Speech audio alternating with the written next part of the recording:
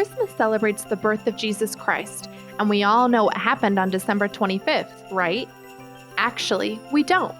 Tradition says Jesus was born more than 2,000 years ago, but it's not as though we have his birth certificate. So does anyone really know when Jesus was born?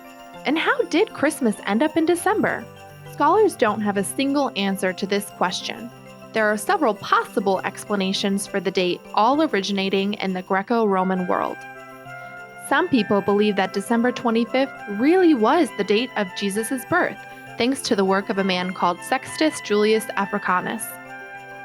Some people believe that the Roman Church chose the date they did to coincide with their celebration of the winter solstice.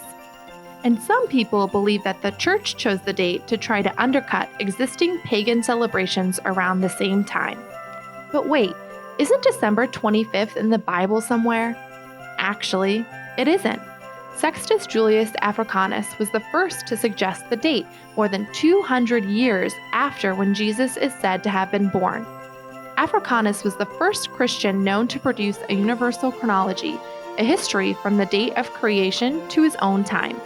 He thought Jesus must have been conceived on March 25th, which was the day he believed the world was created. Then he added 9 months to get a December birth date. And the Roman Church didn't accept this date formally for another 100 years. They started celebrating Christmas on December 25th in the year 336, during the reign of Emperor Constantine. So did it just take Africanus a full century to convince the Church he'd gotten his math right? Not exactly. In the 3rd century, the Roman Empire hadn't adopted Christianity yet. Instead of celebrating Christmas, they celebrated the rebirth of the unconquered sun, or Sol Invictus. Basically, they threw a party because the days started to get longer again in late December.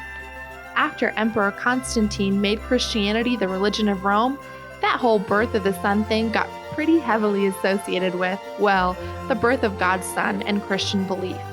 And what day did they celebrate the return of Sol Invictus? Yep, December 25th. Some people think this was more than just an innocent pun. Besides Sol Invictus on the 25th, the days around the solstice also included the celebrations of Saturnalia, a time of gifts and feasting, and the birth of Mithra, a popular god of light and loyalty. Converting that empire is no small thing, and it could be that Constantine thought establishing a Christmas celebration at that time might undercut resistance to Christianity.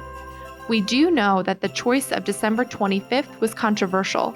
In the Eastern Empire, they preferred January 6th. Will we ever know the real truth? Maybe not. Christmas didn't become a major Christian celebration with its own liturgy until the 9th century, so by that time, they were working on texts that were already ancient. But maybe part of the magic of Christmas is the mystery of it all.